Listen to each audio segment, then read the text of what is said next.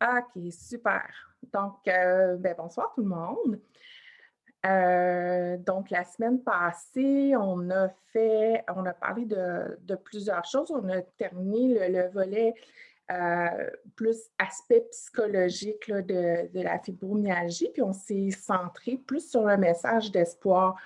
Hem, Dans le fond, qu'est-ce qu'on fait une fois qu'on a le diagnostic et tout, le processus d'acceptation et tout et la vie continue, OK? Je pense que l'essentiel, le gros du message dans tout ça, c'était, ben, la vie continue, même si elle n'est pas pareille. Qu'est-ce qu'on peut faire pour, hem, continuer à mener une vie qui soit satisfaisante, OK? À avoir une certaine qualité de vie. Et puis, le but des exercices aussi, c'était de se servir de ses forces, OK? De ses forces, puis de notre résilience, dans le fond, OK? Puis de réfléchir aux tendances qu'on peut avoir face à certains obstacles. OK? Donc, c'est sûr que dans l'exercice d'identification des valeurs, effectivement, là, dans le bref retour qu'on a fait avant le début de l'enregistrement, il y en a qui ont nommé que les valeurs se recoupent. Oui, c'est normal. Parce que, ben, à un moment donné, heu, il y a plein de petites nuances, mais dans le fond, l'idée, c'est de voir qu'est-ce qui est vraiment important pour nous. Puis une fois qu'on a identifié ce qui est vraiment important pour nous dans la vie, ben, c'est qu'il faut s'en servir. Les valeurs, c'est des leviers, OK? Des leviers qui nous permettent d'agir conformément à nos aspirations, OK? Donc c'est ce qui nous propulse, OK? Puis à partir du moment où on a identifié ce qui est important pour nous, ben c'est déjà beaucoup, OK? Surtout dans des moments où on croit qu'il y a plus d'avenir, OK? Souvent, le défi, ça va être d'identifier un peu, ben, le quoi, dans le fond, OK? Puis c'est sûr que, bon, tout ce qui est valeur qui peut être relié, mettons, à une vie, le travail, une vie productive, tu sais, comme j'ai déjà mentionné, il y a plusieurs façons de travailler, hein. Il peut y avoir à la fois, oui, un travail qui est rémunéré, mais il y a du travail aussi qui peut se faire plus de façon bénévole, OK? Du travail aussi de se consacrer à différentes causes. S'occuper, mon Dieu, les possibilités sont infinies, OK? Puis pour ça, des fois, quand on est mal pris, ça peut être intéressant de faire une démarche avec un conseiller, conseillère d'orientation, OK? C'est pas seulement pour, le travail rémunéré, hein. Je veux dire toute forme de travail qui implique là, une certaine, comme je disais, planification, dépense d'énergie et tout, est une forme de travail. Donc ça, c'est une possibilité. Je vous encourage, à aller consulter là, conseiller d'orientation, si jamais vous vous remettez en question. Hem, voilà. Et aussi parce que, ben, si jamais un jour vous dites, toute ma vie, par exemple, j'ai travaillé en informatique, là, j'ai déjà eu ça, des personnes comme ça. J'ai travaillé toute ma vie en informatique, puis je peux plus travailler toujours assis. Ça marche plus, OK? Ben, soit dit en passant, il y a des bureaux qu'on peut monter et descendre, là, mais de toute façon, être, assis ou debout en position statique, reste que les mouvements sont quand même limités. Mais pour diverses raisons, OK? Donc, ça peut être d'envisager une formation, des fois un retour à l'école ou bon, peu importe, conseiller en orientation. Hem, il y a quelqu'un tantôt, mon Dieu, qui m'a dit: «Oui, les valeurs se recoupent, c'est pas évident», puis c'est ça ce que je voulais dire par rapport à l'exercice. Honnêtement, c'est ça n'a rien les petites images, ça n'a rien de scientifique, là, OK? Ça n'a absolument rien de scientifique, c'est juste une façon plus, je dirais, le fun que de passer au travers une liste de 200 quelques là, valeurs, puis de mettre un crochet à ce qui est important pour nous. Hem, c'est aussi de permettre, dans le fond, de faire le lien entre nos perceptions, puis des fois les émotions qui vont être suscitées, OK? Quand on regarde des émotions, qu'est-ce que je dis là? quand on regarde des images. Quand on regarde des images, OK? Fait qu'on va parler beaucoup, beaucoup d'émotions, hein, dans dans les ateliers, mais disons que sont au cœur, là, de ce qu'on vit, OK? Puis l'idée aussi de revenir, de réfléchir à une situation, qu'on a déjà passée au travers, mais c'était vraiment beaucoup plus un exercice de réflexion. Il y a pas, tu sais, dans tout ce que je vous ai proposé à date, là, il n'y avait pas de bonne ou de mauvaise réponse, hein. Mais ça peut être utile une fois qu'on a pris vraiment le temps de l'écrire, c'est quoi, dans le fond, notre coffre à outils, hein, notre coffre de résilience? Bien, c'est que dans les moments où on y croit pas, OK? Quand on est déprimé, dépressif et tout, là, ou en crise de fibromyalgie, bien, on n'a plus, on en a parlé dans la fibrobrouillard, on n'a plus accès à toutes nos connaissances, on n'a plus ce recul, le recul nécessaire, dans le fond, pour vraiment envisager notre situation telle qu'elle est. OK? Donc, c'est bien de l'avoir aussi par écrit parce que quand on ne voit pas clair, bien, juste de le regarder, ça nous rafraîchit la mémoire. Puis, quelque part, je pense que ça fait du bien de dire, bien, si j'ai réussi à m'en sortir une fois, OK, au travers d'une grosse épreuve, je risque d'être capable de m'en sortir une deuxième fois. OK? Et je dirais m'en sortir au jour le jour. Hein? Ça, je l'ai mentionné. La fibromyalgie, on n'est pas dans les techniques de savoir-faire. On est dans le savoir-être. On est dans le processus. OK?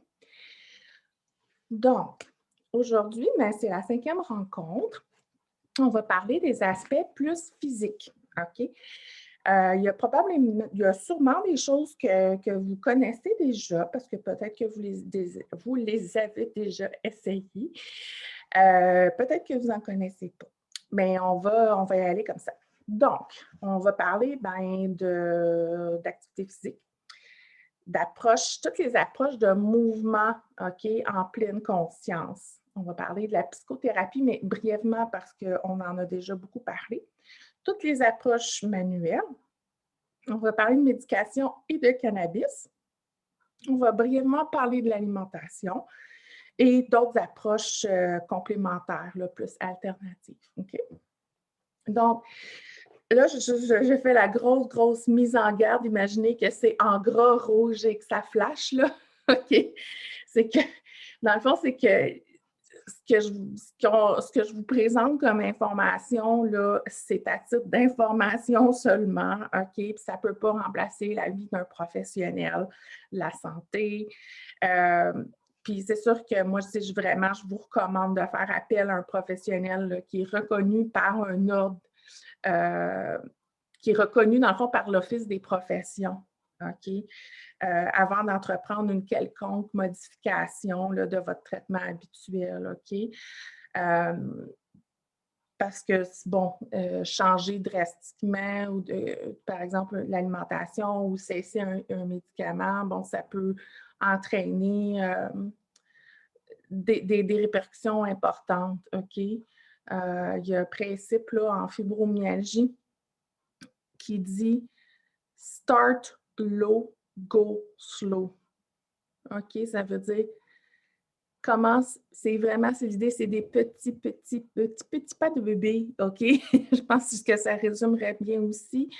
Donc, on commence à faible intensité et on augmente très lentement, OK? Donc, ça, c'est un principe.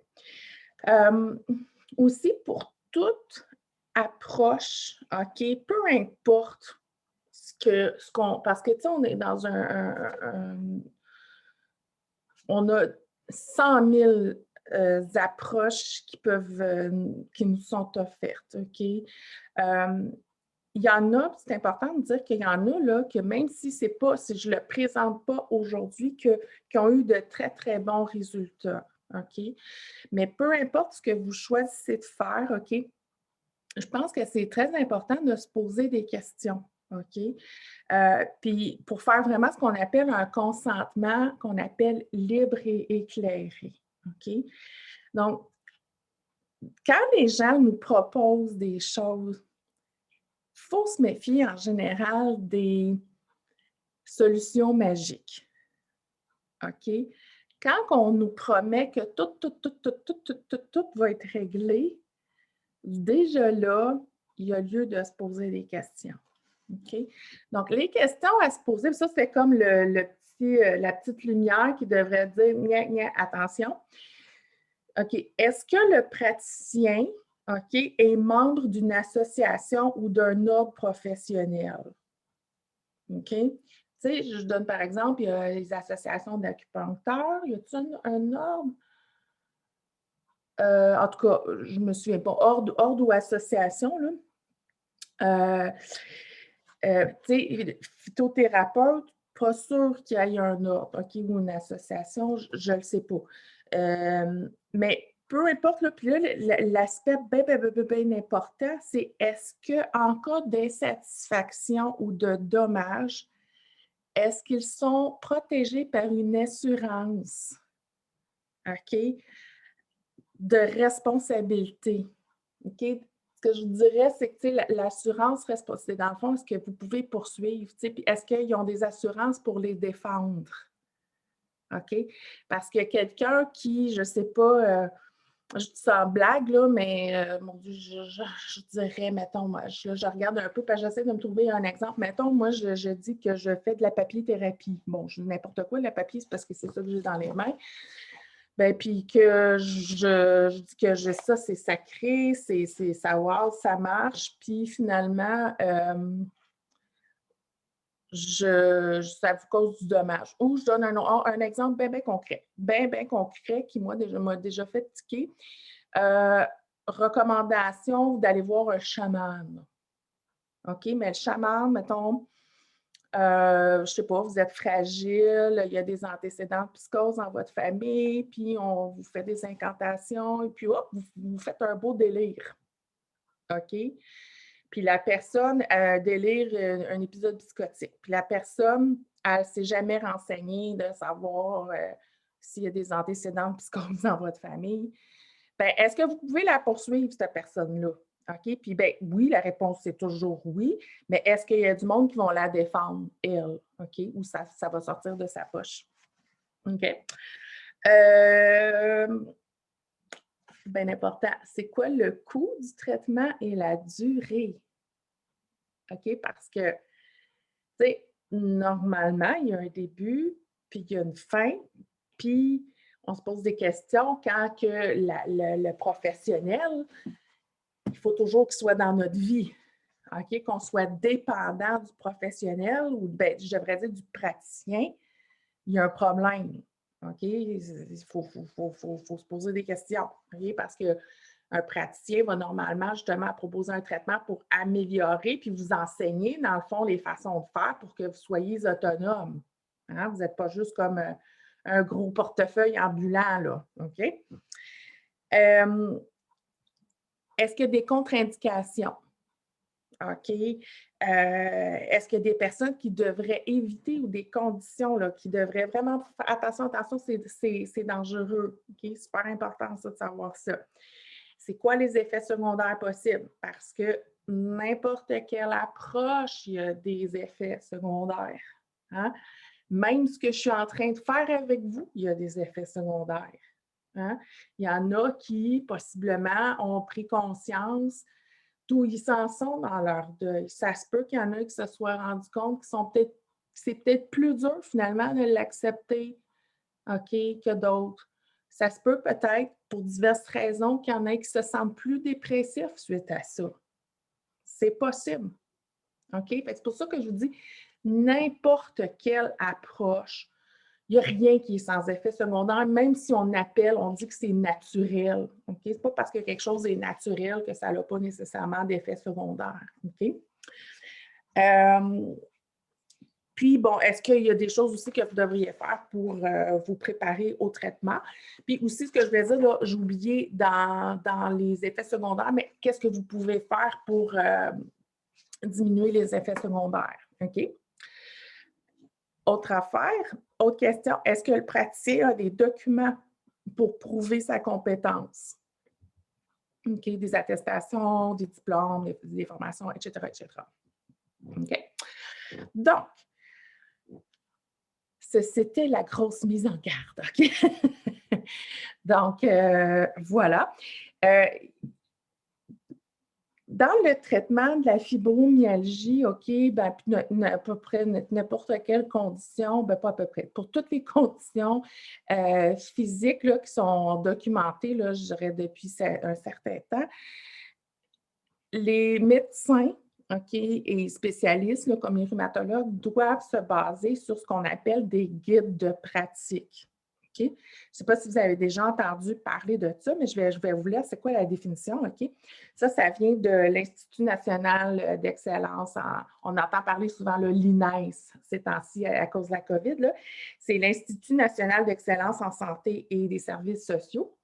Donc, un guide de pratique, c'est un outil d'aide pour la décision éclairée et partagée entre intervenants et patients, usagers ou proches aidants lors de la prestation de soins et de services constituée, et là le mot important, de recommandations fondées sur les meilleures données et savoirs disponibles. Okay? Donc, on parle de savoirs, données scientifiques, contextuels et expérientiels. Okay? Donc, puis là, c'est important, là, je vais le dire après, là, il y a des limites à tout ça aussi. Okay? Pourquoi ces guides-là sont faits? Bien, c'est tout simplement, il y a deux raisons principales. C'est pour protéger les patients ou les personnes, dans le fond, d'approches qui ont une efficacité qui est comme douteuse. OK? Une efficacité qui est carrément nulle ou qui peut avoir des effets secondaires vraiment majeurs, okay, qui peuvent carrément nuire à la personne. Puis c'est aussi parce que, considérant qu'une personne, quand on a une condition physique associée à de la douleur, ben on est vulnérable. OK? Et c'est très triste à dire, mais il y a des gens qui s'en font une profession. Hein? Je veux dire, c'est facile de se faire de l'argent, puis il y en a qui vont profiter de ça. OK? Puis quand on parle de portefeuille, bien, ce n'est pas juste la personne qui est malade, mais c'est aussi qu'est-ce que le gouvernement va offrir, dans le fond, comme traitement, qui va être payé, dans le fond, compte tenu qu'il n'y a pas assez il y a toujours plus de besoins que de ressources disponibles. Ben, il n'y a pas d'argent, on n'arrête pas de l'entendre. OK? Fait que, ben, aussi bien que ce qu'on offre comme traitement, que ça soit efficace. OK? Parce que sinon, ben, tout le monde paye des impôts on paierait des impôts pour à peu près n'importe quoi. Fait qu'il y a vraiment comme un objectif de éthique à quelque part là, de protection puis d'efficacité là-dedans. Puis, ben, aussi parce qu'il y a 100 000 millions d'écrits scientifiques qui sont faits, des publications qui sont faites sur le sujet.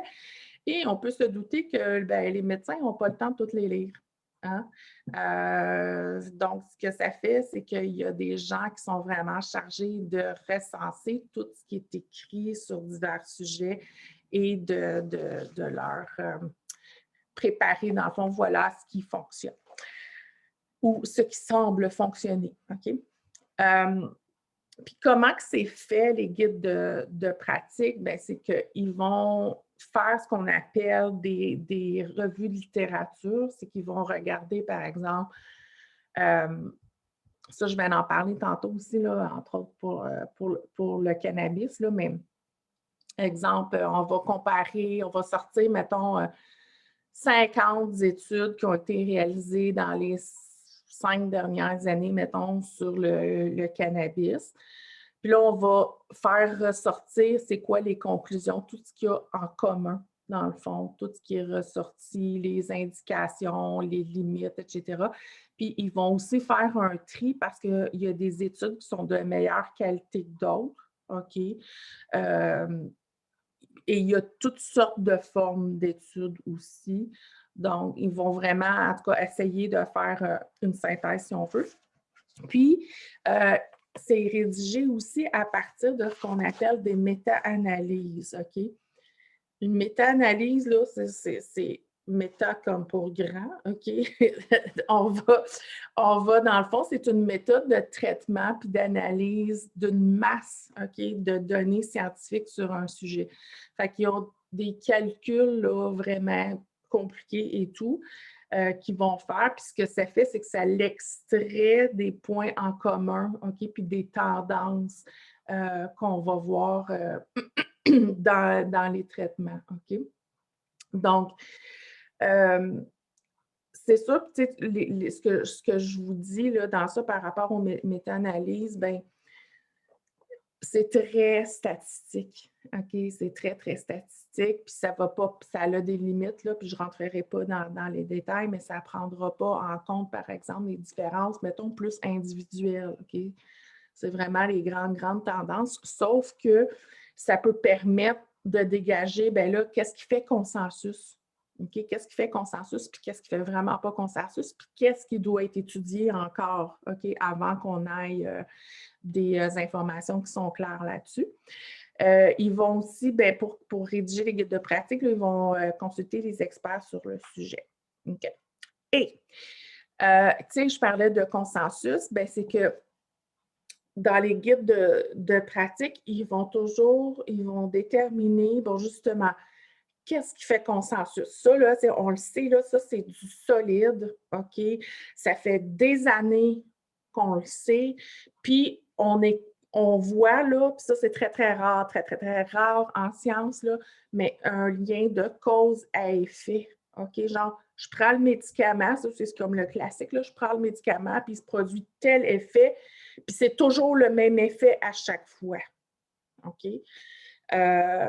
Ça va de ce qui est comme ce qui fait consensus à ce qui est comme une anecdote. Dans le fond, une anecdote, genre, ben, une telle madame a essayé ou un tel monsieur a essayé, je ne sais pas moi, de la baladothérapie en forêt, je dis n'importe quoi, mais, puis ça a fonctionné, ben c'est une anecdote. Ben, c'est pas parce que c'est une anecdote que ça ne fonctionne pas. Ce que ça peut vouloir dire, c'est que peut-être qu'on va avoir plusieurs anecdotes un jour et que, ben, on va se rendre compte que peut-être, peut-être qu'il faudrait investiguer davantage. OK? Peut-être que ça va fonctionner. OK? Donc, dans les guides consultés, OK, je vais vous dire, là, je vous les nomme, là, OK, il y a le Canadian, le guide, dans le fond, je vais le guide canadien pour le diagnostic et le traitement de la fibromyalgie, OK? Il a été publié en 2012. OK, c'est le dernier. Ben oui, je vois Mme Léger qui est crapée.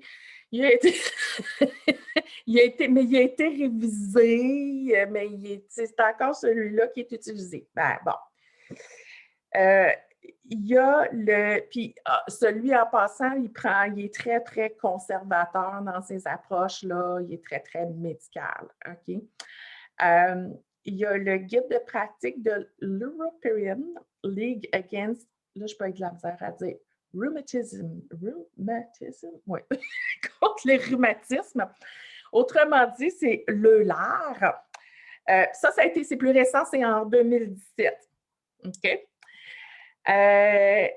Et j'ai, dans le fond, puis, pour tout ce qui est approche non pharmacologique, parce qu'il y a de plus en plus des approches qui sont documentées, là, c'est l'Evidence-Based Non-Pharmacologic Strategies for Comprehensive Pain Care. C'est que dans le fond, c'est le consortium, ça se dit en français, Pain Task Force White Paper. OK? Ça a été publié en 2018. OK? Honnêtement, je pourrais vous envoyer les références, mais ce n'est pas super plaisant comme lecture. C'est comme des gros mots scientifiques. Là. Bon. Donc, dans le fond, quand que vous allez voir votre médecin, OK? Puis là, je vous dis, c'est au moment où on écrit, là, le moment où j'ai reconsulté, parce que ça, en passant, dans le fond, je l'ai animé au printemps passé, puis tu sais, en révisant et tout, j'ai refait des recherches, même aujourd'hui, pour voir y a-t-il de la nouveauté dans le domaine. On était pas mal déjà à jour, OK, au printemps passé, mais il y a quand même des petites choses qui sont rajoutées. C'est que l'approche numéro 1, OK, ce sont des approches non pharmacologiques. OK? Non pharmacologiques inclut, là, tu sais, quand je parle pharmacologique, là, moi, en passant, là, je ne fais pas de distinction entre CBD, pot de cannabis, puis médicaments. OK? C'est dès qu'on a une substance qu'on prend, qu'on ingère, qui a un impact sur nos neurotransmetteurs, c'est un médicament. OK? Ben, ou une drogue, peu importe. C'est juste qu'il y en a que. Bon, peu importe, je ne rentre pas dans le détail. Donc, le numéro 1, monsieur, dame, monsieur et mesdames, c'est l'activité physique. OK? L'activité physique, et là, je vois une grimace.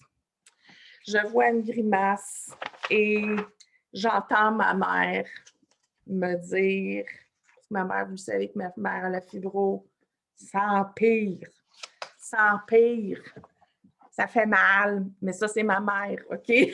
Mais c'est parce que j'en ai entendu d'autres aussi dire ça.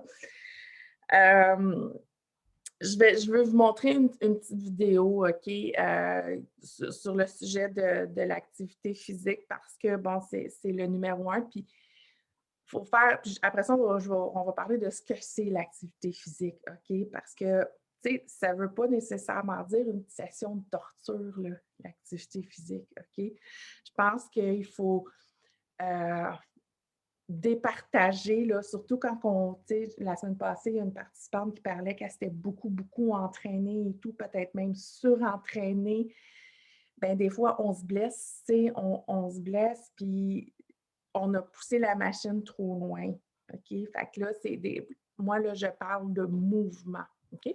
Donc, je vous partage mon petit écran. C'est Denis Fortier, peut-être que vous le connaissez. Bon, je vois ça, je vois des pouces. Oui, bon, il y en a pas. Peut-être que vous les avez déjà vus. Il y a franchement là, des super belles capsules. Je vous encourage à aller le regarder et écouter. Puis je trouve que ça a plein de bon sens, ce qu'il dit. Mais au cas, bon, pour les autres, puis c'est toujours bon de se rafraîchir la mémoire, mais je vais vous la présenter, la petite capsule, OK? Ah oui, il faut que je passe mon son aussi, là.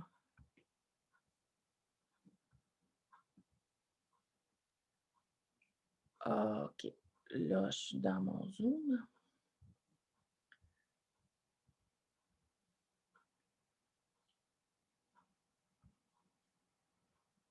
On part.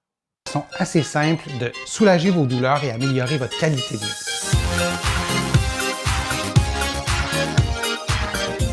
Je suis Denis Fortier. Si vous êtes nouveau ici sur ma chaîne YouTube, je vous invite à vous abonner en cliquant sur le rectangle rouge dans le coin inférieur droit de l'écran.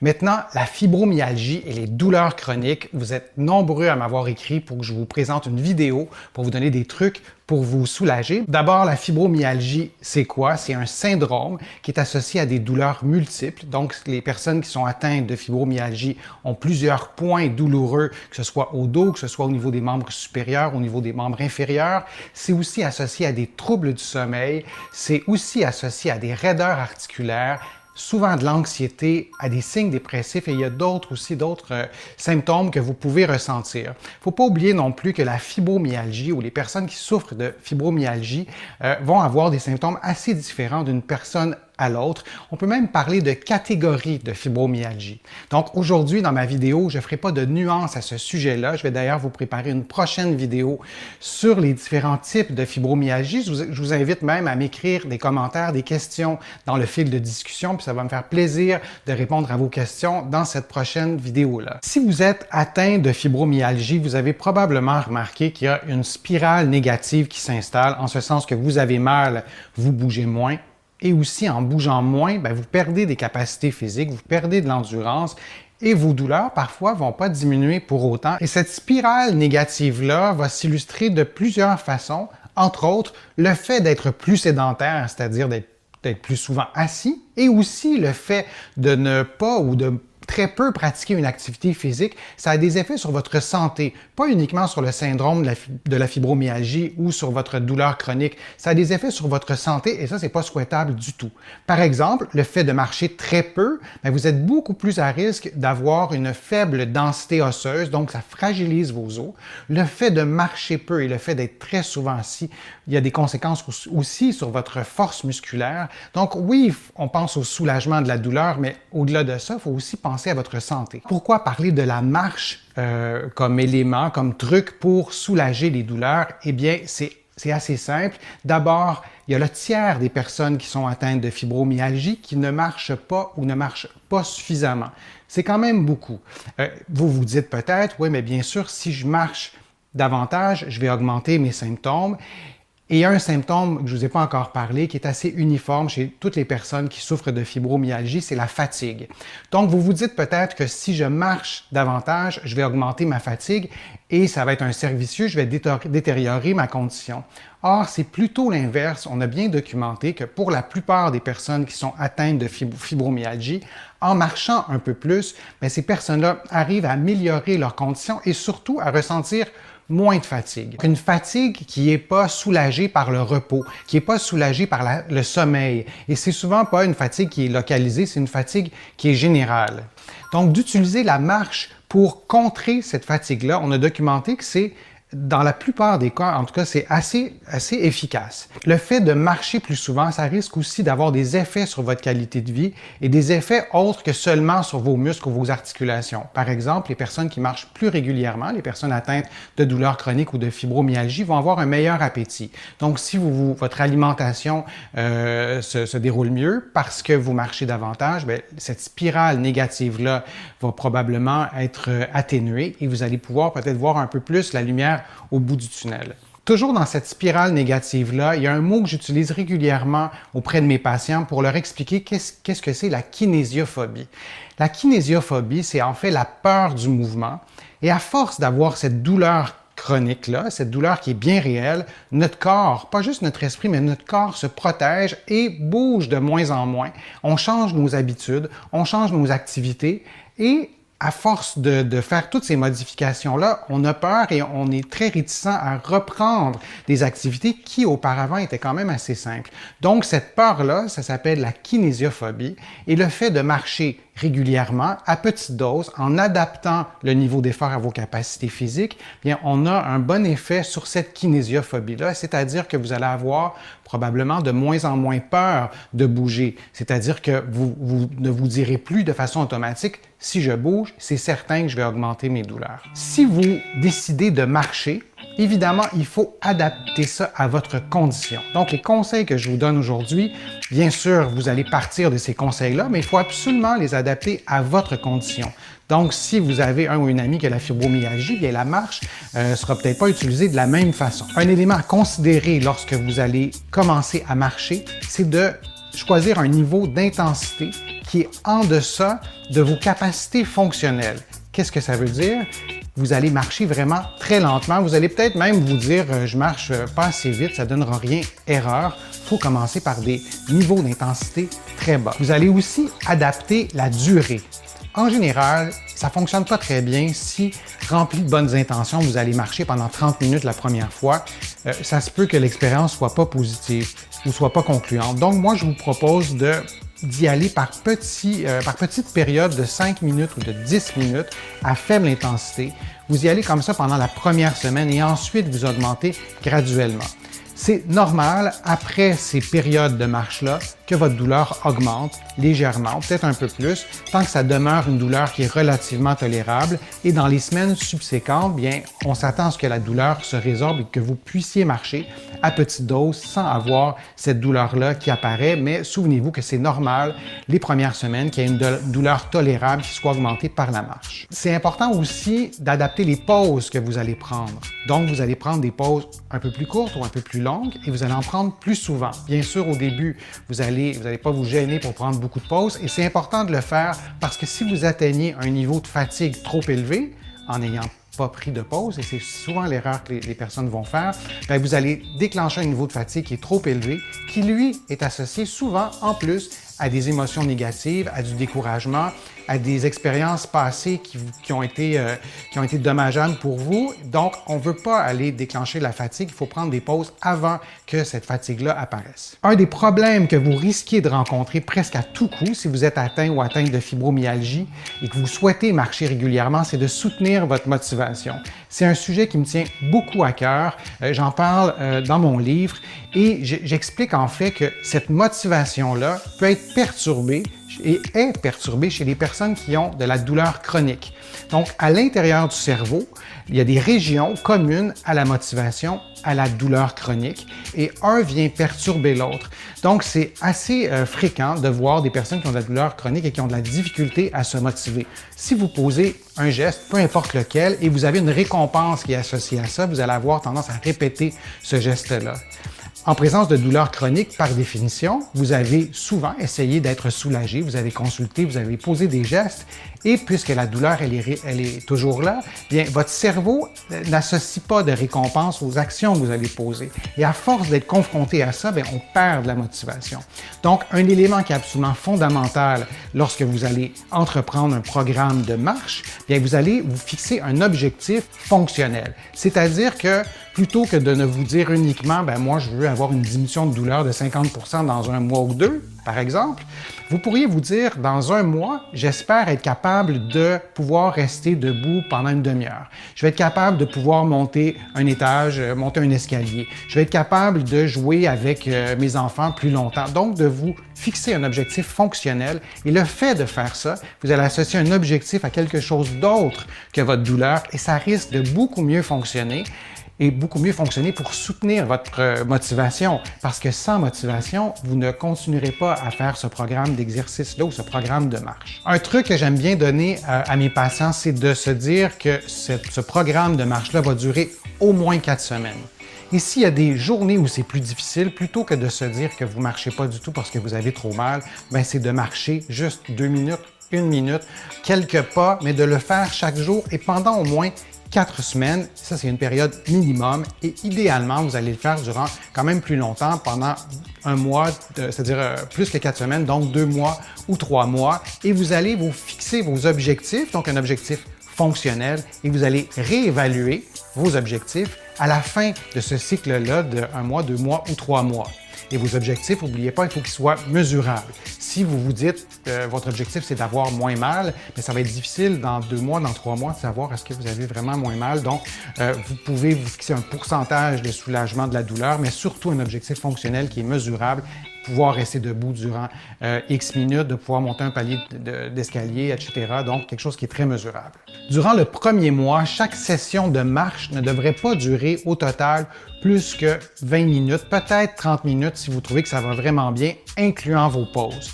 Et durant le deuxième mois, bien, vous allez augmenter graduellement. Vous pouvez vous rendre jusqu'à 50 minutes de marche. Au troisième mois, si tout va bien, bien, vous pouvez commencer à marcher sur un endroit où il y a une pente, donc où le terrain est incliné. Ça peut être une option aussi. Et vous pouvez aussi ajouter à ça graduellement des marches d'escalier. Donc monter un demi-palier. Le fait de marcher sur un terrain incliné ou d'utiliser les escaliers, sans rentrer dans tous les détails, mais ça stimule vos muscles différemment et cette contraction-là musculaire a vraiment des bienfaits sur votre santé. On associe le muscle au fait de plier ou déplier nos articulations, par exemple, mais on sait maintenant, et c'est tout récent, ça fait quelques années, qu'on sait que le muscle participe à votre santé et la contraction musculaire libère des messagers chimiques, on les appelle des myokines, donc c'est des hormones, ça ressemble à des hormones qui sont libérées dans la circulation, dans votre circulation du sang, entre autres, et c'est vraiment bénéfique pour votre santé, donc de marcher, ça stimule la contraction musculaire et ça apporte beaucoup de bienfaits pour votre santé. Je vais vous préparer une autre, même plusieurs autres vidéos sur la fibromyalgie. Donc, je vous invite vraiment à m'écrire un commentaire dans le fil de discussion. Je les lis tous. Gênez-vous pas non plus pour cliquer j'aime, pour partager la vidéo sur vos réseaux sociaux. Moi, ça me donne plus de visibilité et ça me permet de produire d'autres vidéos. Les conseils que je vous ai donnés aujourd'hui, vous allez les trouver dans mon livre « Lève-toi et marche, le remède miracle existe et il est gratuit ». J'ai aussi écrit d'autres livres qui sont distribués entre autres au Québec, mais aussi en France, aux éditions Marabout. Vous allez les trouver aussi en Belgique, en Suisse et dans d'autres pays. Je vous remercie beaucoup. Je suis Denis Fortier. À bientôt.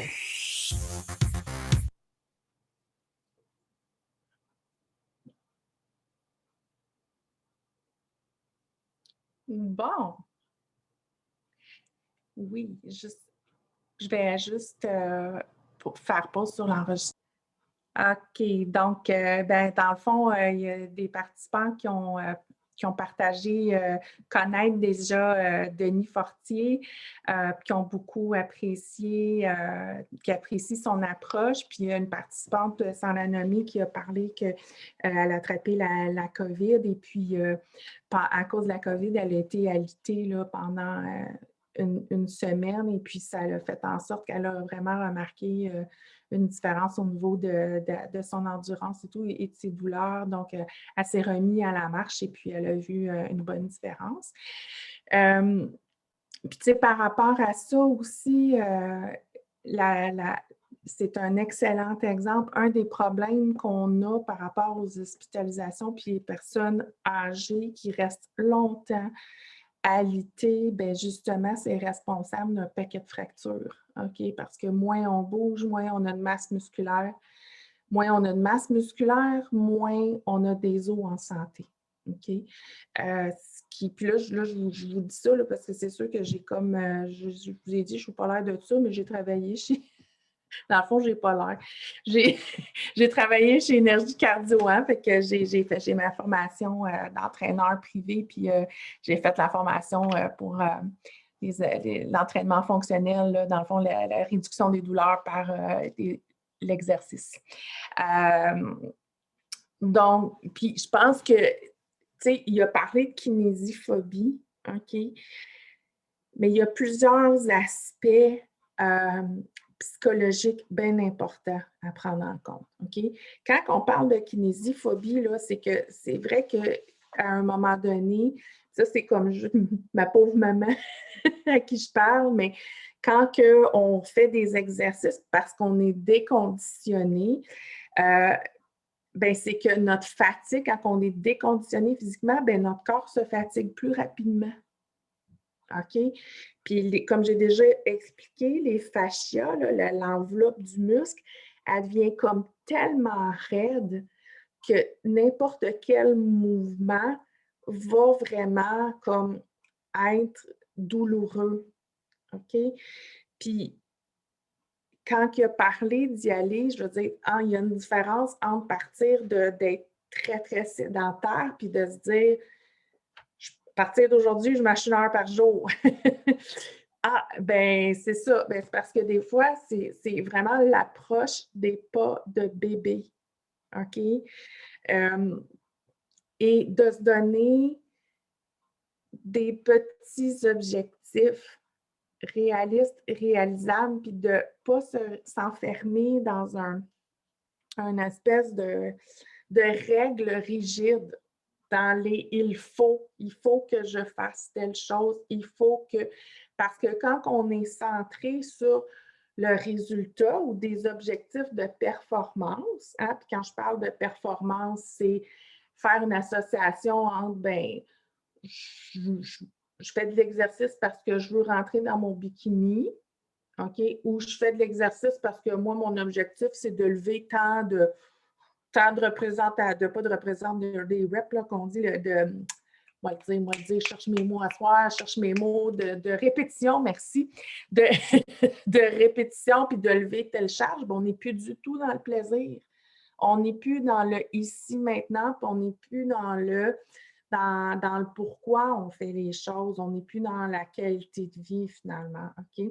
Fait que, il y a, au niveau psychologique, il y a des automatismes aussi à défaire, OK?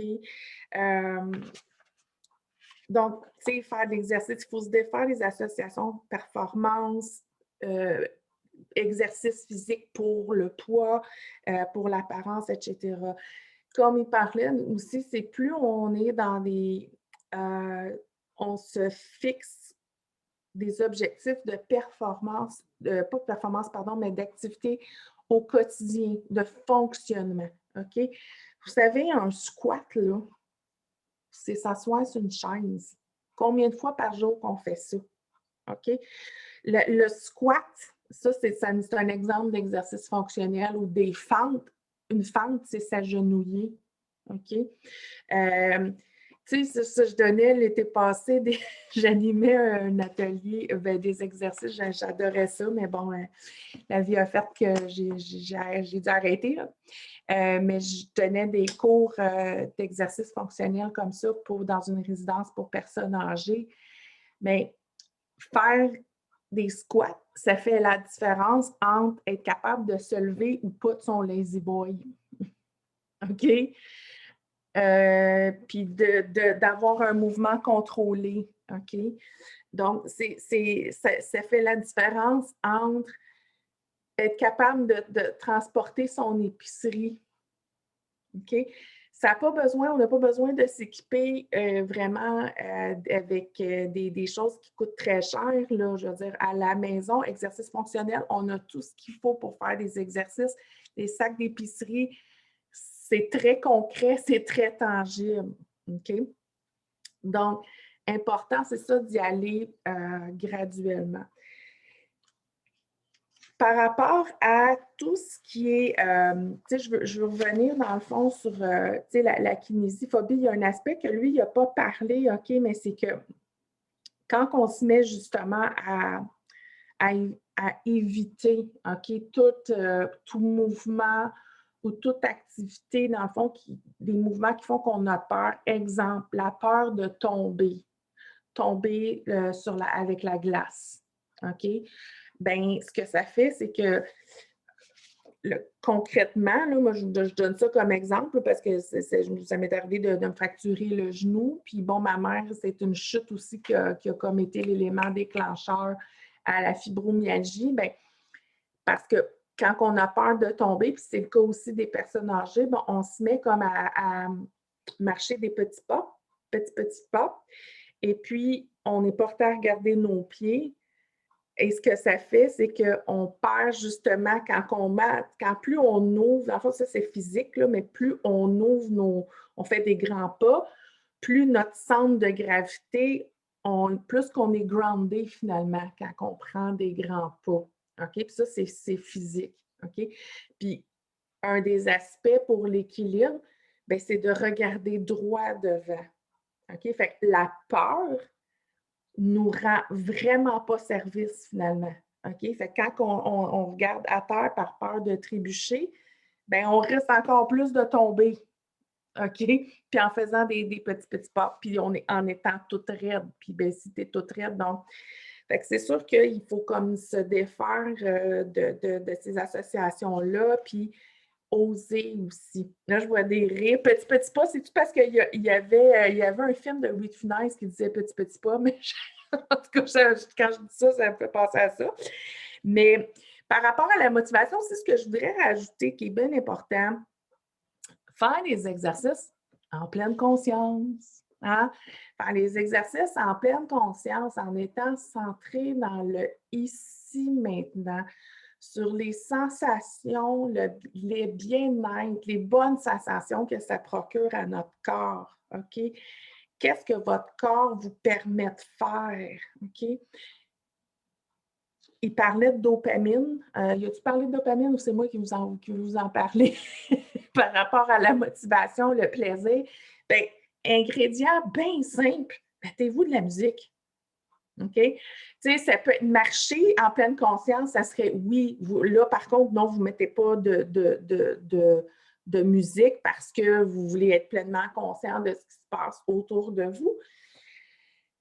Et aussi être pleinement conscience de vos sensations physiques. OK, ça, bien important. Ce que je veux vous dire aussi, c'est qu'il y a des personnes qui, en se mettant de la musique bien entraînante, c'est là qu'ils se blessent, OK, parce qu'ils ne sont pas pleinement conscients de ce qui se passe dans leur corps. OK? Je vois du monde qui rit, puis peut-être qu'ils en poussent la machine, mais c'est ça. Fait que attention à ça, la musique. Mais en même temps, de se mettre une musique qu'on aime et d'être à l'affût d'éventuelles blessures.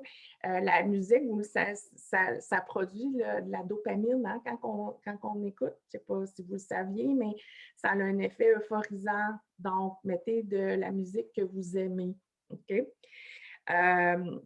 Une autre façon aussi de booster, là, comme de se donner une récompense, ben, c'est d'aller manger une palette de chocolat après. Ben non, c'est une joke. C'est que un truc bien concret, c'est quand vous après, quand vous avez fini, ce qui est le fun, c'est qu'on a oxygéné souvent nos poumons, OK? Puis c'est comme tout ouvert, on respire mieux. Mais de prendre une douche, si vous êtes sensible, là, si vous aimez ça, avec un savon que vous aimez. Hein, ça fait comme de la. Je m'en ai dit de l'aquathérapie. Je te parle bien non à ce soir. Pas de l'aquathérapie, de l'aromathérapie. Hein? De l'aromathérapie, bien, ça peut être très plaisant. Fait que vous réservez un savon ou une crème ou quelque chose particulièrement que vous aimez pour quand vous faites un exercice okay, que vous aimez. Par rapport aussi, j'ai un petit micro qui est ouvert. Attendez, je vais le fermer. OK. Par rapport à ce qui est recommandé, OK, depuis cet automne, au mois d'octobre, la Société canadienne de physiologie okay, de l'exercice a changé ses recommandations par rapport à la quantité d'exercice. J'aurais plutôt remplacé ça par activité physique. OK. Ça a changé cette année en 2020. L'ennemi numéro 1, j'en ai parlé, c'est la sédentarité. OK. Ce qui est recommandé, c'est chaque jour, OK, plusieurs heures d'activité physique d'intensité légère en position debout. Bon, tu sais, quand je parle de plusieurs heures, quand je suis en train de cuisiner, je suis debout et je suis en activité physique. Quand je fais mon ménage, je ramasse ma chambre, je suis en activité physique. OK? Si je peux résumer ça, c'est il faut se lever. C'est vraiment, il faut se lever. Si on a un travail, dans le fond, qui fait qu'on est beaucoup assis, bien, essayez de se lever le plus possible. Comme je disais tantôt, il y a des postes de travail. Moi, au travail, je me suis amené un je m'en suis comme acheté un pour moi parce que pour moi, c'est une torture d'être toujours assis. Bien, j'ai quelque chose qui lève, qui monte, qui descend mon ordinateur, puis mon poste de travail, puis j'ai une chaise, dans le fond, qui permet de bouger parce que j'ai du côté déficit d'attention sur les bords. Donc, et que c'est très dur de rester assis. Fait que, ben, ça me permet quand même de rester en mouvement, donc de vraiment varier les postures de travail. OK? Puis, dans le fond, ce qui est recommandé, là, ça dit, ben, tu sais, ça ne veut pas dire de jamais rester assis, là, OK? Là, ça veut dire, ce qu'il dit, c'est tout au plus 8 heures en position sédentaire. Tu sais, quand on cumule, là, OK? Et se lever le plus fréquemment possible. Okay? Puis là, ils vont aussi jusqu'à dire, là, un maximum de 3 heures d'écran. Écran, mais pour les loisirs, là. Pas en lien avec notre travail, là, mais écran, comprenant la télé, téléphone, tablette, etc., etc. Ce qu'ils recommandent, OK, aussi, surtout là, bon, pour la fibromyalgie, là, c'est activité, dans le fond, 150 minutes. C'est pas beaucoup quand on y pense, là. 150 minutes sur une semaine réparties Une semaine, hein, fait que ça fait comme à peu près 2 heures et demie. Si on divise ça sur 7 jours, ça fait quoi? 30, quasiment moins de 30 minutes là, par jour. OK?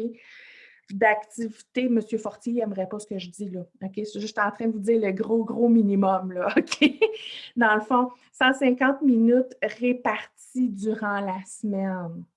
OK? Fait que on est moins dans le ben, il faut que je m'entraîne 2 fois par semaine à 1 heure. On n'est pas là-dedans. OK? On est vraiment dans répartir notre activité physique. Puis, c'est une intensité modérée. OK? Intensité légère à modérée, là, pour vous donner une idée, là, plutôt dans la perception de l'effort, OK? C'est quand c'est léger, là, ben, on se parle. Hein, on est capable de se parler, on n'a pas trop chaud. Modéré, c'est j'ai chaud, OK, mais je suis quand même capable de parler. Puis ça peut pas faire des petites phrases courtes. OK? L'avantage de ça, c'est que ça fait en sorte qu'on n'a pas obligé de calculer nos pulsations cardiaques. OK? Puis l'avantage de ça aussi, c'est que des fois, ben, il y a des journées qu'on est plus fatigué que d'autres, puis que le cœur nous débat le cœur nous débat plus facilement quand on est plus fatigué. Mais c'est que ça nous permet de nous ajuster, OK? Au niveau de notre intensité.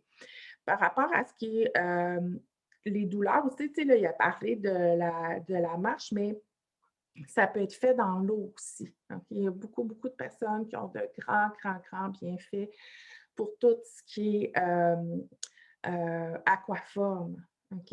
Aquaforme. Puis, tu sais, aquaforme, là, je veux dire, c'est pas nécessaire d'être en groupe organisé. Hein? Moi, j'ai déjà un membre de l'association qui m'a déjà dit ben moi, je fais beaucoup de petits mouvements comme ça, puis ça me fait du bien.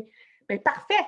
OK, parfait. On n'est pas obligé de suivre exactement comme les personnes nous disent. Sauf, bien, naturellement, il ne faut pas se blesser, là. OK? Mais il vaut mieux bouger un petit peu que pas du tout. La danse. OK, la danse. Le Zumba Gold, en passant, c'est adapté pour les gens qui ont la fibromyalgie. OK? Vous allez voir, Denis Fortier, là, il y a une autre capsule aussi où il parle des choses vraiment à éviter. Là. Dans le fond, ce qu'il dit, c'est de ne pas bouger pantoute. Bien, en passant de la Zumba, ça peut se faire assis sur une chaise. OK? Ça peut se faire assis sur une chaise. N'importe quel exercice ou presque peut se faire assis. Il y a des approches, il y a le yoga aussi sur chaise. OK? Il y a des exercices même qui peuvent se faire allongés dans son lit. OK? Donc, bouger, c'est vraiment la clé. OK? Là, dans le fond, je vous dis une petite parenthèse, puis après ça, on va aller faire une petite pause. Mais, tu sais, par rapport à quand on décide de se remettre à bouger, bien, avoir un partenaire. Ça peut être un chien, un toutou. OK? Un chien, un toutou, ça peut être une amie, un conjoint ou peu importe. Associer le plaisir, c'est extraordinaire.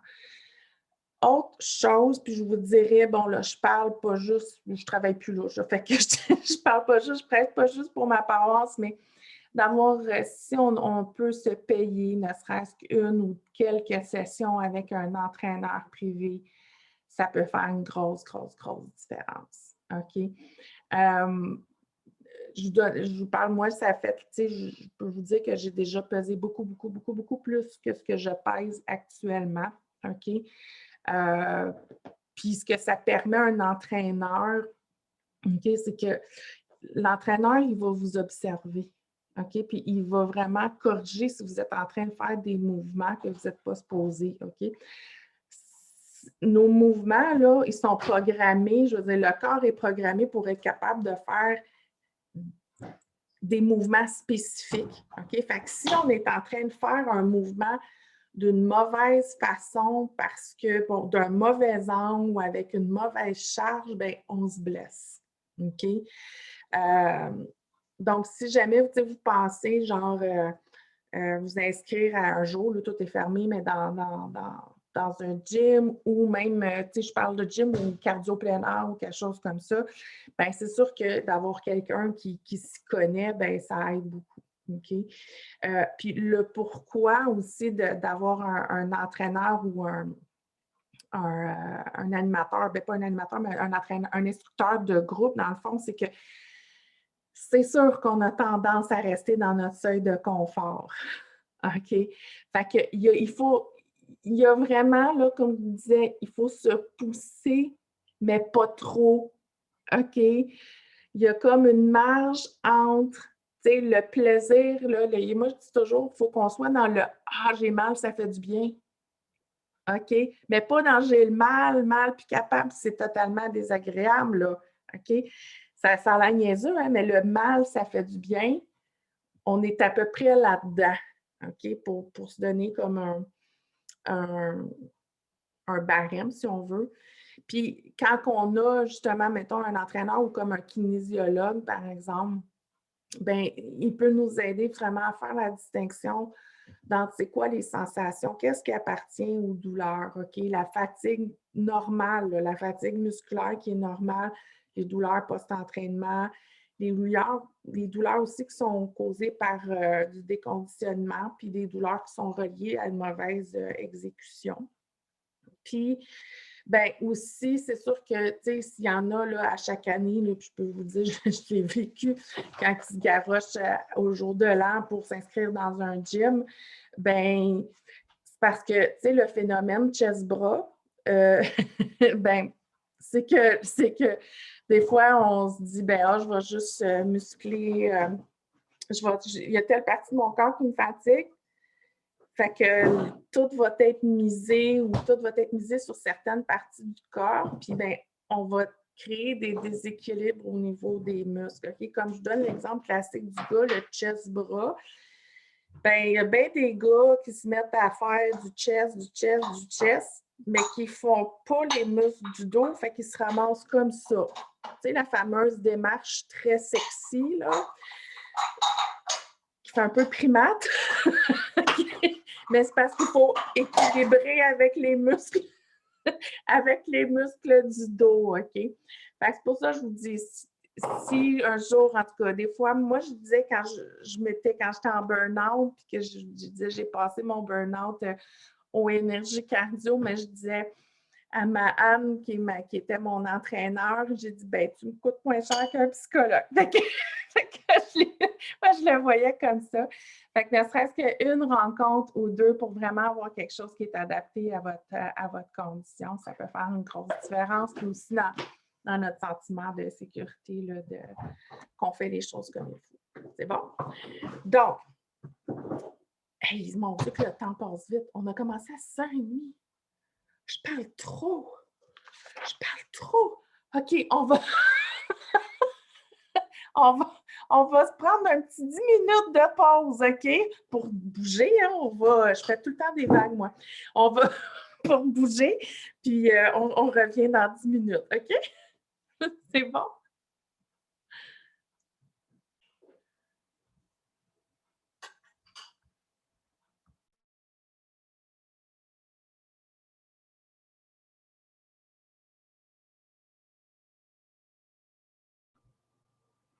Bon, est-ce que tout le monde est de retour? On va reprendre. Oui, je vois, j'ai des petits pouces levés. OK. Donc, on va reprendre. Okay. Donc, tu sais, là, on a, par rapport aux approches, là, ce qui est recommandé, le numéro 1, c'est l'exercice, OK? Ensuite, on parle de thérapie, là, ça, je ne rentrerai pas là-dedans, là, mais tout ce qui est thérapie cognitivo-behaviorale, là, je vous en ai parlé la semaine passée. Ensuite, les approches corporelles ou les mouvements en pleine conscience, OK? Il y a les approches, le yoga, OK? Ça a été beaucoup étudié et c'est vraiment efficace, là, particulièrement pour améliorer la qualité du sommeil. les symptômes de dépression, puis réduire la douleur. Le tai chi. OK, tai chi aussi, c'était démontré comme étant très efficace.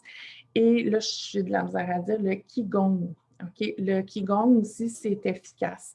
Tai chi, en passant pour tout ce qui est les gens, là, tu sais, tantôt, ils parlaient de fonctionnement dans le quotidien. OK?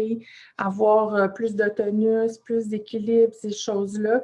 Mais le tai chi, là, les gens qui en pratiquent pendant suffisamment longtemps voient vraiment une différence au niveau de leur fonctionnement quotidien. OK?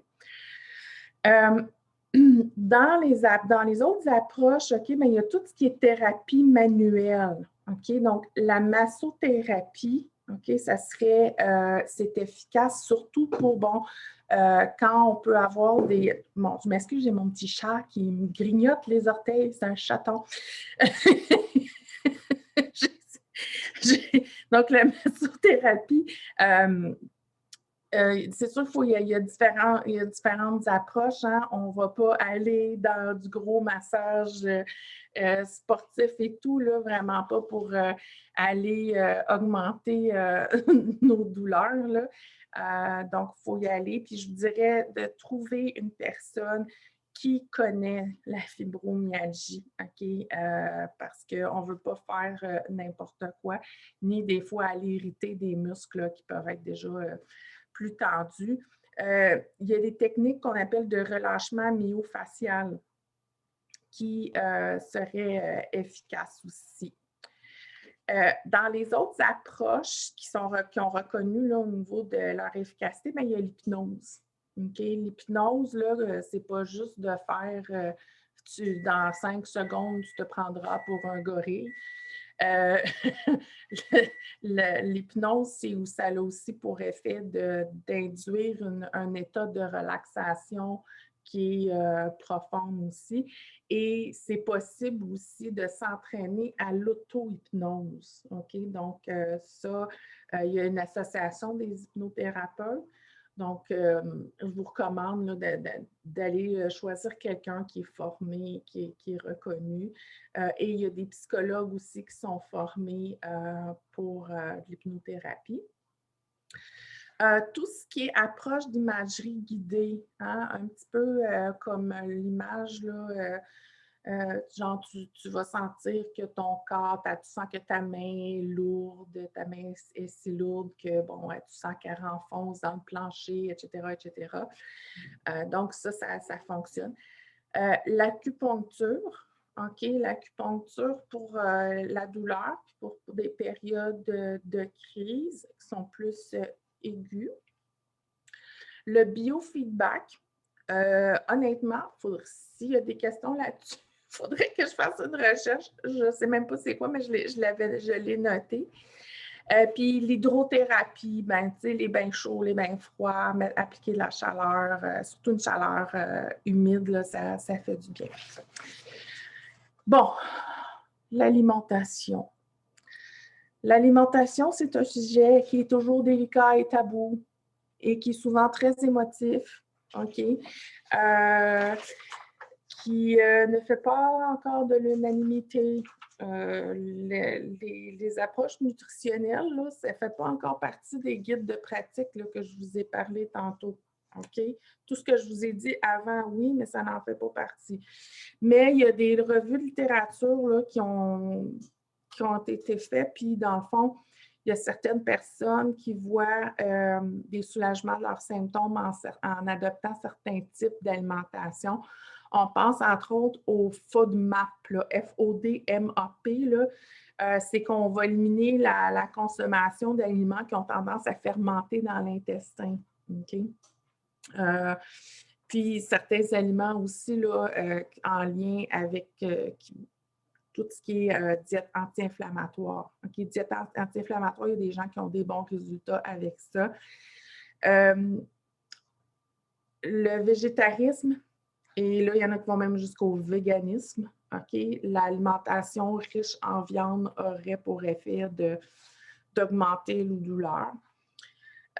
Puis, dans le fond, moi, j'aime beaucoup, j'aime beaucoup, il y avait un conseil qui disait pour les gens qui sont comme plus prudents, puis ce qui fait l'unanimité à peu près partout, ben la fameuse diète méditerranéenne, OK? C'est que la diète méditerranéenne, dans le fond, va vraiment être très équilibrée en termes de, oui, il va avoir une viande, mais ça va être quand même, ou une protéine, là, dans le fond, il va y avoir beaucoup plus de protéines végétales, des protéines, beaucoup de poissons, et qu'on va avoir des bons gras, dans le fond, qui font l'unanimité, l'huile d'olive, etc. Il n'y a personne qui est contre l'huile d'olive. Et puis qui est très, très riche en légumes qui sont très colorés, là, les poivrons rouges, tous les légumes foncés, qui, eux, connaissent, qui ont beaucoup, beaucoup d'aliments de propriétés antioxydantes. OK? Je dois vous dire que quand j'ai fait la recherche, là, il n'y a pas de consensus, mais pas en tout. OK? Tu lis une affaire, puis une autre affaire, puis ils se contredisent toutes. OK? Moi, puis même en écrivant ça, là, je l'ai rajouté, mais la première fois que j'ai donné l'atelier, j'aimais mieux ne pas en parler pantoute à cause de ça. Et je vous avoue que j'ai encore un malaise à en parler parce que je trouve que c'est très, très émotif. C'est très, très, très émotif, ce sujet-là. Mais moi, dans le fond, peu importe ce que vous essayez, si ça vous fait du bien, faites-le. Faites-le. Si vous vous sentez mieux, go. Tant que vous n'avez pas de carence ou que, tu sais, bon. Puis, il y a beaucoup d'écoles de pensée là-dedans. OK? Maintenant, là, il y a la médication. OK? Médication. C'est pas pour rien aussi que je l'ai mis comme en dernier. Les guides de pratique privilégient toutes les autres approches. Dans le fond, on parle vraiment, c'est les saines habitudes de vie en premier, puis d'avoir un certain équilibre là, dans tout ce qu'on fait, mais c'est que c'est difficile, OK? Les gens ne réagissent pas à la médication de la même manière. OK? Puis la semaine passée, j'ai fait un bref, là, j'en ai mentionné, j'en ai parlé. Vous irez regarder dans le Fibro Montérégie, là, la médication, là, la douleur des femmes est mal connue. Puis c'est surtout, les médicaments ont été testés chez les hommes et des jeunes hommes en bonne santé. Ben oui, OK? Pour la grande majorité, par crainte, tout à coup qu'on a une femme enceinte. Puis aussi, mais parce qu'on s'entend que sur le plan hormonal, ben les femmes, un homme, c'est au niveau des hormones. Fait que tu peux être sûr que tu vas contrôler l'aspect hormonal. Que la réaction, l'efficacité du médicament, dans le fond, n'est pas altérée par les fluctuations hormonales. Mais c'est parce que c'est la réalité des femmes, OK, que d'avoir des hormones. Et bien, c'est ça. Fait que ça se peut très bien que des fois, les médicaments, ils fassent plus effet dans le mois ou à certaines périodes de notre vie, tu sais, rendu après la ménopause, on ne sait pas trop qu'est-ce que ça fait, OK? Donc, vous irez regarder dans l'article que j'avais écrit dans le Fibro Montérégie à ce sujet-là. Si je ne me trompe pas, c'était au mois de mars. Non, c'est-tu au mois de mars? Ou c'était l'été 2020. Donc, le principe, c'est ça. Puis, tu sais, il y a les gens, tu sais, comme par exemple, il y a des gens qui réagissent très bien à l'acétaminophène, d'autres qui ne réagissent pas pantoute, d'autres vont très bien réagir à l'ibuprofène. Donc, il y a des facteurs aussi génétiques qui rentreraient en ligne de compte. Le principe de base, là, comme je disais tantôt, c'est start, c'est en anglais, là, mais start low, go slow. Donc, on commence à très, très, très petite dose. Pourquoi? Bien, on le sait, les personnes qui ont la fibromyalgie, souvent, ont un corps qui est hyper réactif.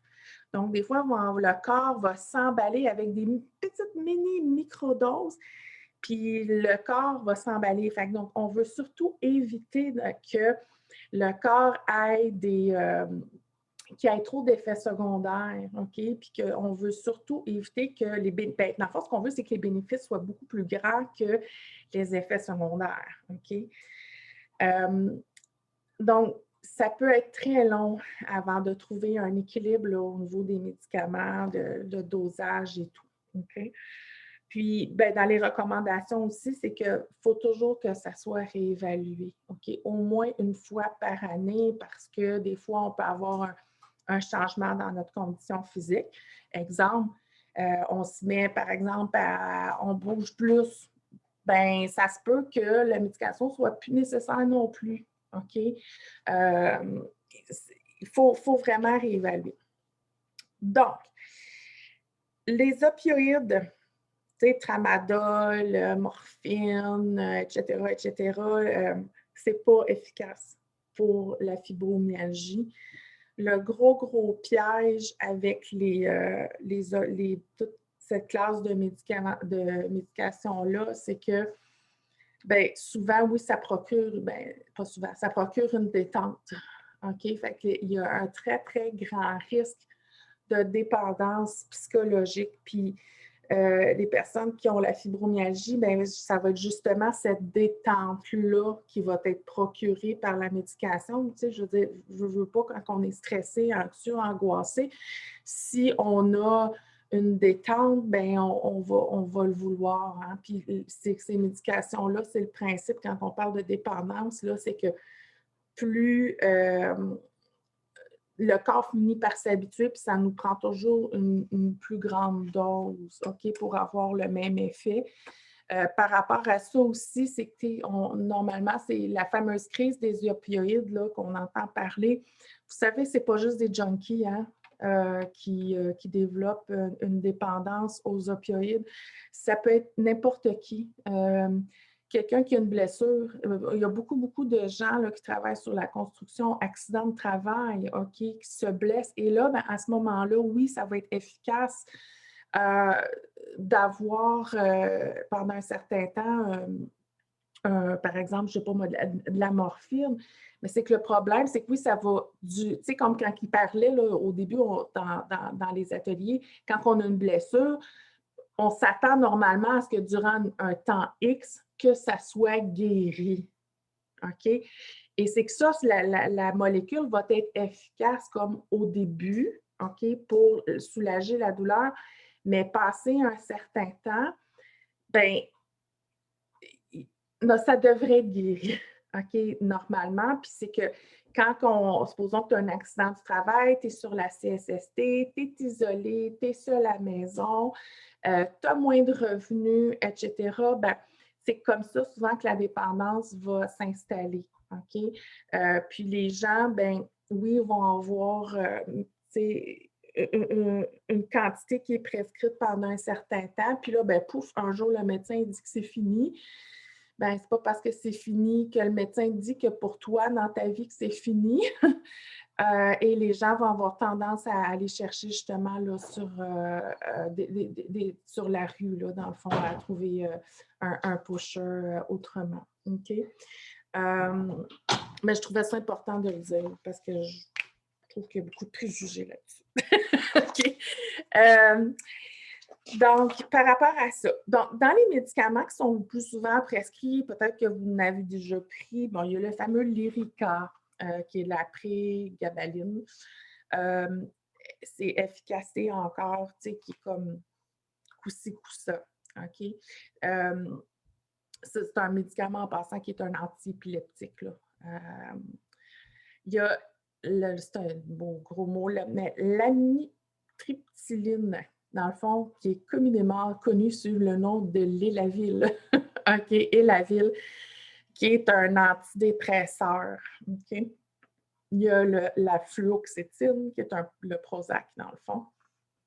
La duloxétine, qui est mieux connue sous le nom de Cymbalta, qui est aussi un antidépresseur. Et le cyclobenzaprine, c'est un relaxant musculaire.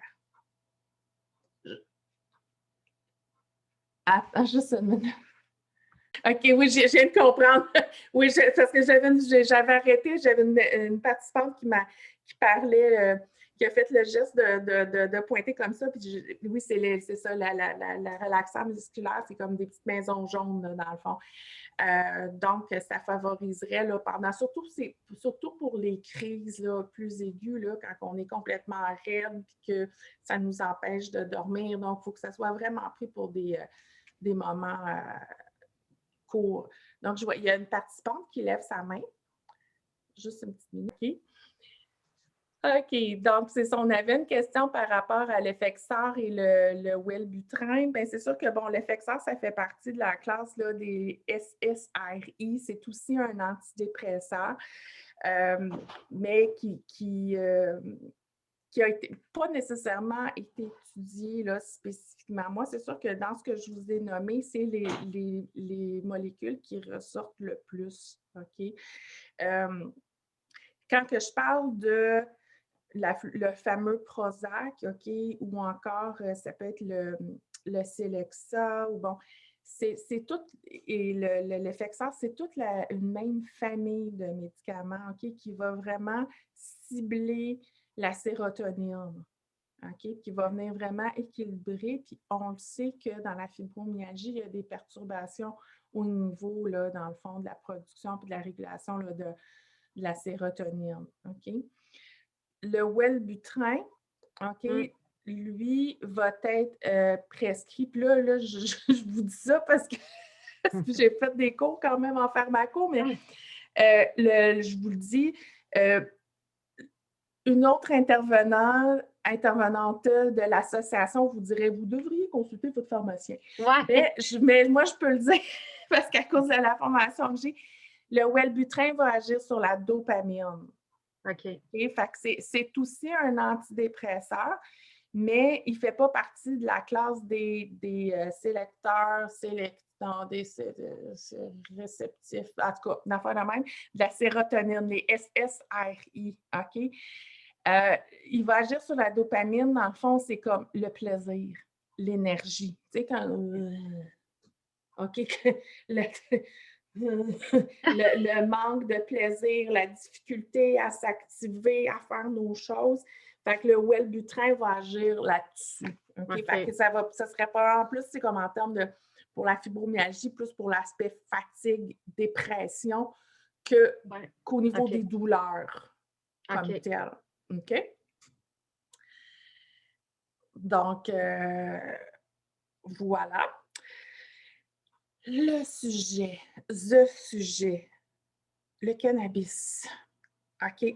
Le cannabis, je le mets, moi, dans la même classe que les médicaments parce que, bon, tout médicament ou presque, ou toute drogue a souvent commencé par des études en laboratoire. Là, je veux dire, le LSD, ça a été prescrit pour toutes sortes de conditions, dont la dépression, jusqu'à temps qu'on se rende compte que ça avait des effets pas souhaitables.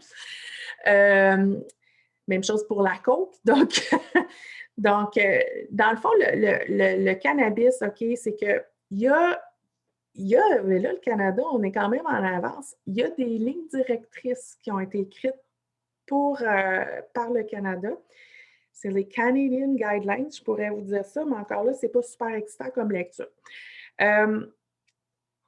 C'est que pour les cannabinoïdes qu'on appelle, ça serait ce qui est recommandé. OK? Ça serait efficace pour les personnes qui ont la difficulté à s'endormir.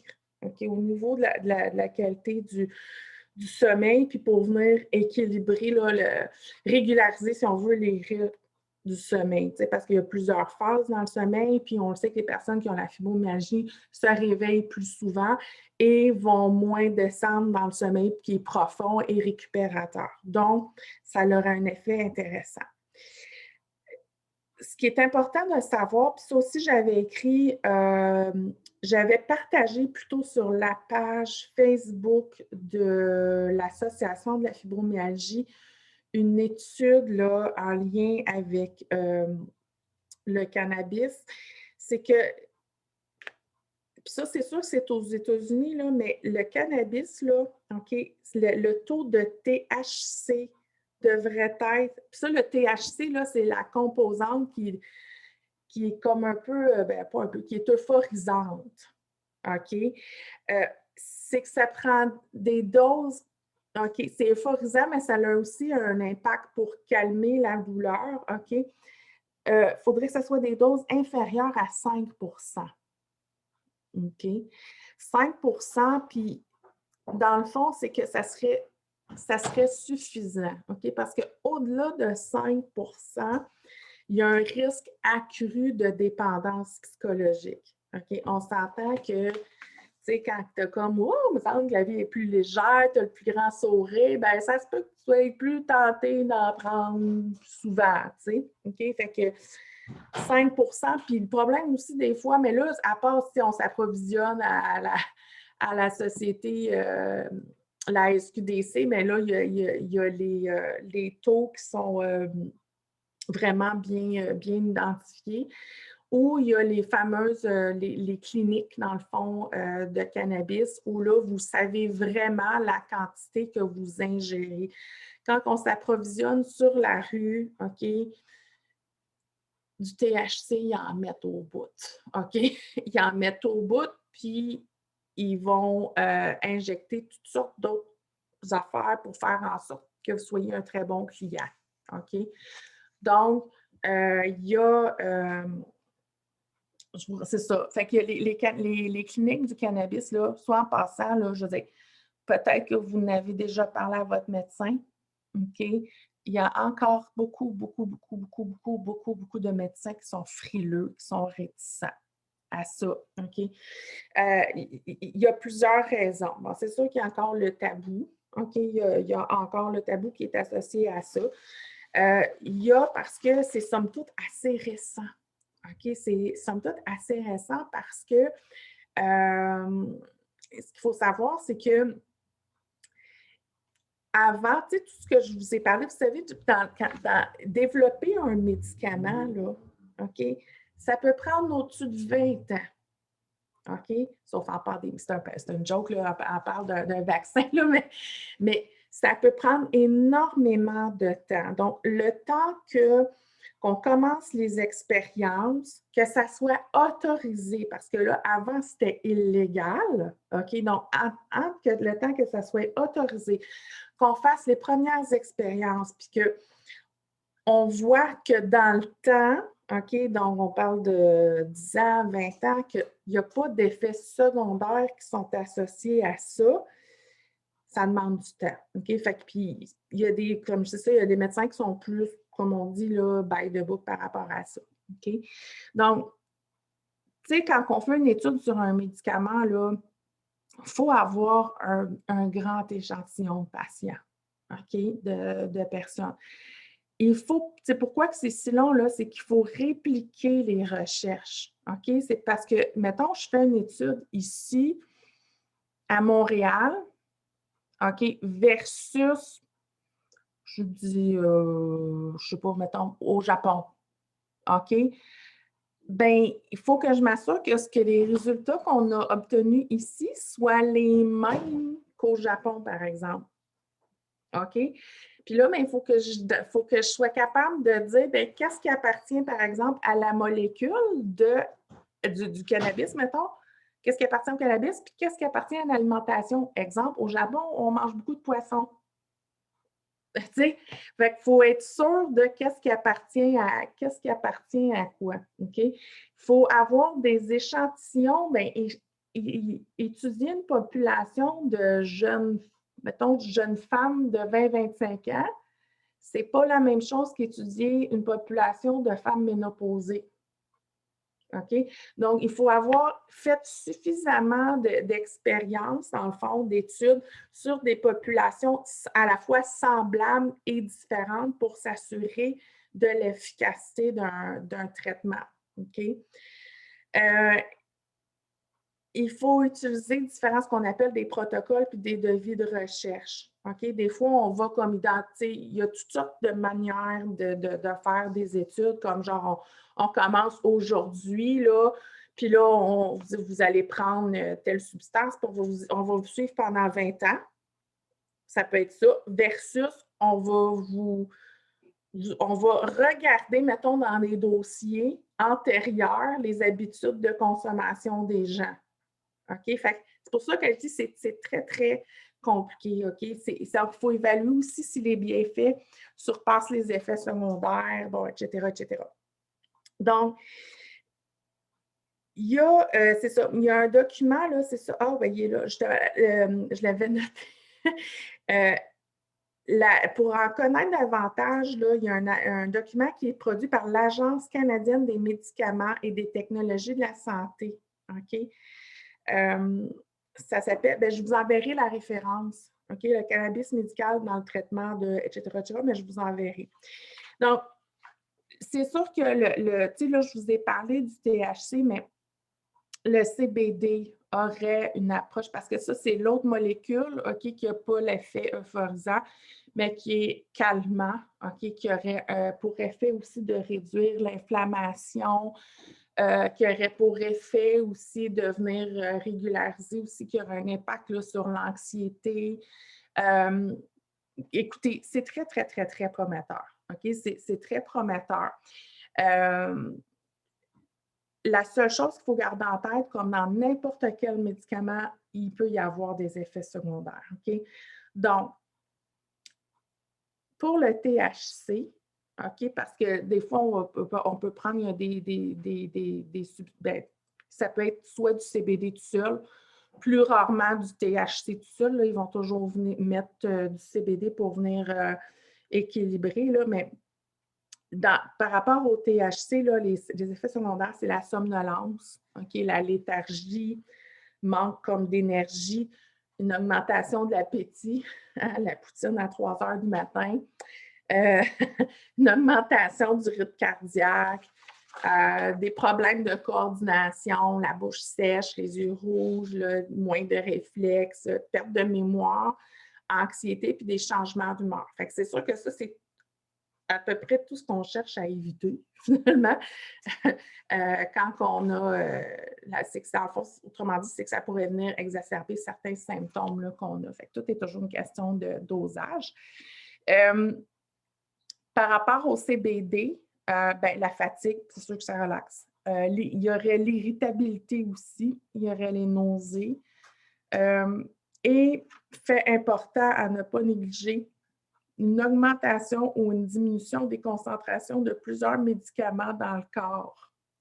Surtout ceux, ça j'avais oublié de me le noter ici, je m'en souviens de mémoire, là, surtout les médicaments qui sont métabolisés dans le foie, OK, comme l'ibuprofène. OK, donc, tu sais, ça, là, c'est bien important si vous en consommez et que votre médecin ne sait pas, dites-le. OK.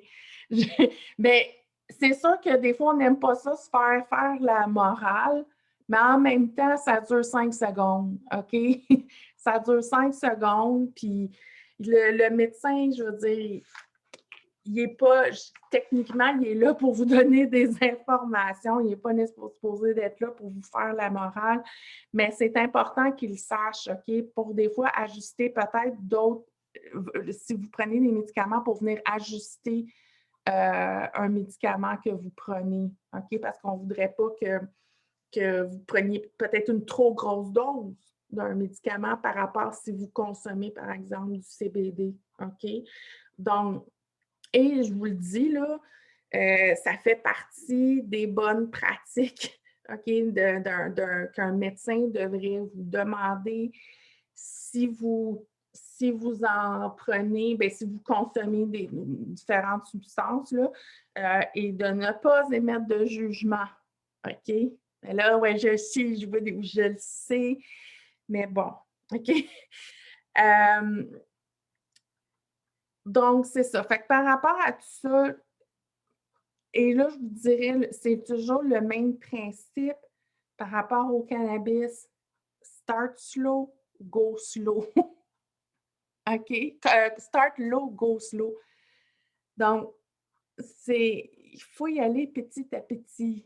là, je ne suis pas en train de vous dire, garochez-vous là-dedans. Là, je ne suis pas en train de vous dire ça, mais je vous dis que ça existe, OK? Donc, et il y a des gens qui ont des très, très bons résultats. OK? Il y en a pour qui ça a fait une grosse différence. Fait que c'est sûr que c'est prometteur. Puis c'est prometteur pour pas juste la fibromyalgie, c'est prometteur pour la schizophrénie, c'est prometteur pour les troubles anxieux, c'est prometteur pour plein de choses. OK? Je vais rechercher pendant que je me marque des notes, là. Il y a eu quelques webinaires qui ont été offerts par la clinique du cannabis de Sherbrooke.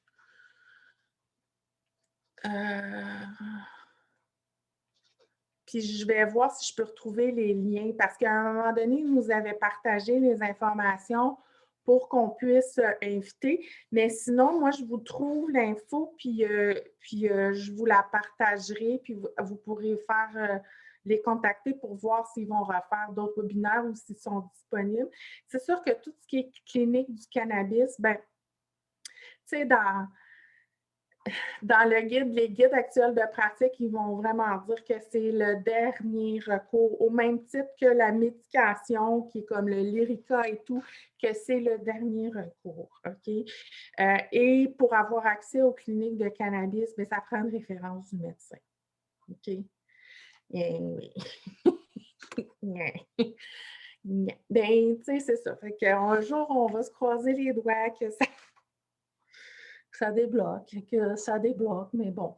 Mais je vous ai quand même dit THC, attention. Hein? THC, attention. OK? Surveillez-vous. Ah, d'autres personnes, tu sais, par rapport à ça, là, pharmaciens. Si, mettons, vous avez une réponse plate de la part de votre médecin, bien, demandez à votre pharmacien. OK? Par téléphone. Plus facile. OK? Donc, voilà. Est-ce que, mon Dieu, c'était un gros sujet aujourd'hui, j'ai beaucoup parlé. Est-ce que, là, je vais arrêter. Est-ce qu'il y en a qui ont des questions, préoccupations? C'est ça, par exemple. Désolée.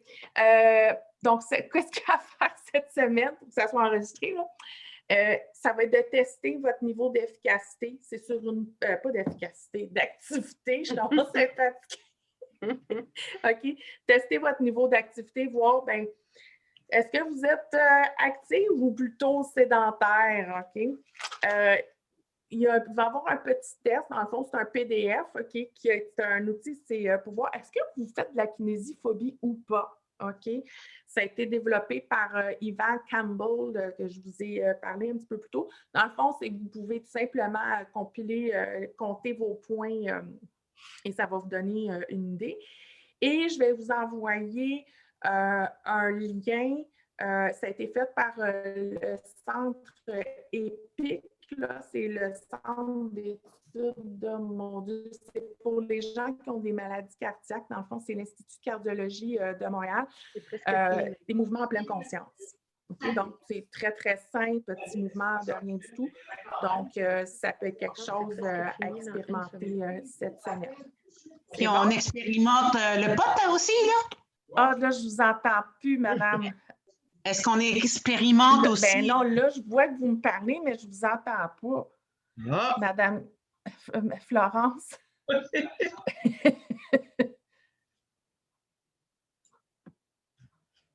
Non, c'est ça, c'est que le micro, il ne marche pas. Attends, juste mieux. Non, juste touche à rien, là. OK, là, réactivez votre micro. Voilà. Vous m'entendez, là? Ben voyons donc, je ne vous entends pas. Non. Moi, tout le monde l'entend sauf moi?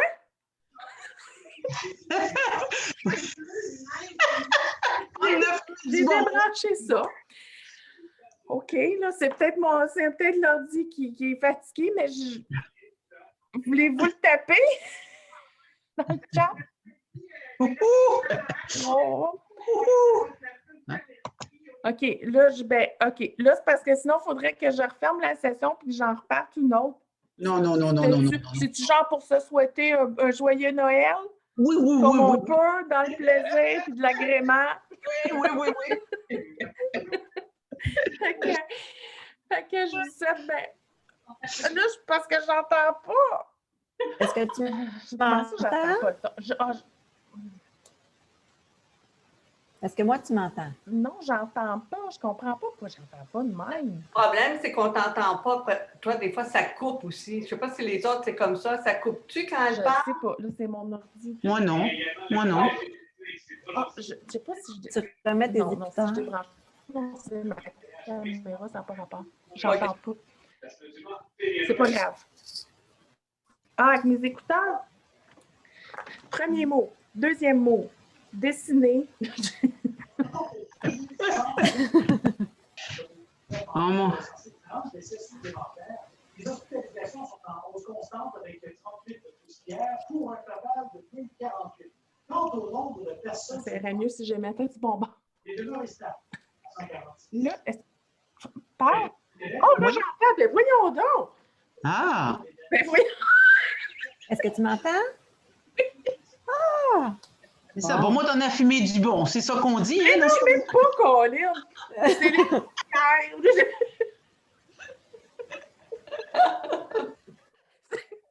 J'ai du audio brouillard. OK, on va commencer là. Madame Goué, qu'est-ce que vous vouliez me dire? C'est ça, je voulais savoir si dans les expériences, on prenait du pot là, cette semaine. Vous avez suggéré, là? Non, non, c'était juste une blague, là. Il faut faire en face, à un moment donné, là. Service de livraison, offert par la SQDC. Oui, parce que les lignes d'attente, elles sont assez longues, hein? Comme pour la SAQ, là, je te dis qu'à chaque fois qu'il y a du monde qui attend, c'est l'un des deux. C'est Ah oui. Commandez-le. Commandez-le, c'est mieux. Ah. ça. Spectrum. OK. Ah, attends, juste une petite minute, Nathalie, je vais aller avec Lynn. Lynn, tu voulais dire quelque chose? Ben, moi, en fait, oui, j'ai juste à dire merci pour aujourd'hui. La rencontre, ça me fait du bien parce que la semaine passée, je n'avais pas mis ma caméra parce que j'ai pleuré beaucoup. J'ai eu de la misère la semaine passée. OK. Ouais, c'est ça. J'avais des douleurs, ça me faisait mal, puis Ouais. j'étais dans un moment que j'allais moins bien. OK. Mais ce soir, ça me fait du bien, je suis contente. Ben, Ah, Je te tant le dis, mieux, ce soir, ça me fait du bien. tant mieux, tant mieux, Ouais. tant mieux. Nathalie, attends, là, il faut que tu réactives pas ta caméra, mais ton son. Hey, je commence à être fatiguée. Je veux juste savoir, c'est quand le prochain cours? Le 28. Lundi. OK. Fait que lundi prochain, entre Noël OK. et le jour de l'an. Fait qu'on... Allô, mon coucou? Allô, mon petit chien? Oui. Oh, Bon, ben, bon, ben, Roxane, on t'entend pas, moi. voyons. Là. joyeuse fête! Ben, moi, je t'entends. Bon, là, je pense que je vais mettre fin à la rencontre. Oui. Ouais. Je vais mettre fin à la rencontre. Fait que je vous souhaite un beau Noël. Un bon Noël. OK? Un bon Faites Noël. attention à Et vous. toi Bye. aussi. Bye. Joyeuse fête. Bye. À lundi. Bonne semaine.